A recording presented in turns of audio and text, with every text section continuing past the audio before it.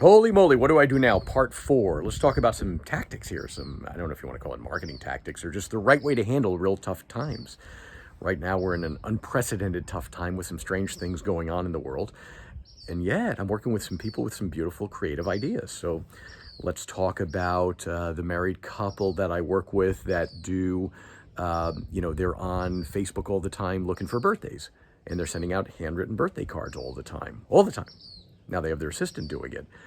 Secondarily, they also have their assistant now on social media all the time, all day long, every day, checking for anything else, any excuse to write notes. Whether it's anniversaries, quinceañera, my son Joey scored a goal in his 12-year-old soccer match, and then she's sending out a card saying, "Hi, Joe and Susie, we saw that your son scored a goal in his 12-year-old soccer match. How exciting that is. We just wanted to check in and see how you're doing," stuff like that. Or in a time of fear or downturn or strange things going on in the world. It could be just, "Hey, Susie and Bill, just thinking about you, wanted to check in and see how you're doing."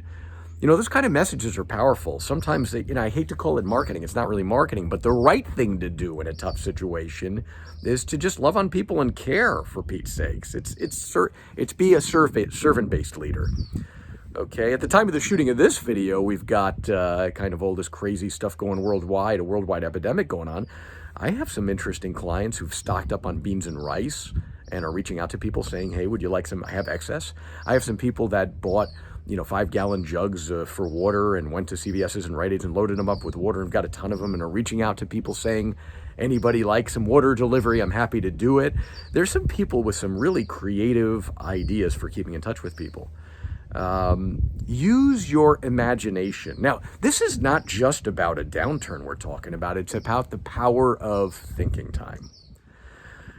When times are tough, you have no excuse because you got a little more time on your hands. Schedule a 45-minute thinking time session each week, maybe 2 of them, right? And, get a journal, grab a quiet spot. That's why I'm kind of out here. This is sort of my quiet spot, a thinking time spot, because it's so quiet and beautiful and no electronics and all that stuff, right?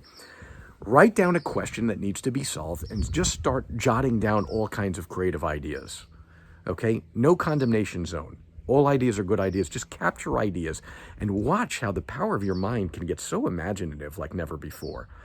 So what's really important, in thinking time here is to use thinking time to drive your business. Again, in 1937, Napoleon Hill's great book, Think and Grow Rich. I want you to think about the title. It's Think and Grow Rich. Nobody built anything without the power of the mind, imagination, creativity, visions, and dreams.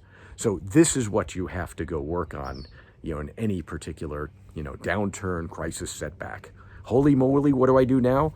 We use this. We don't use our emotion, which will get us in trouble. We love on people, but we've got to use our intellect and our creative imagination to create solutions. Hope this is helpful.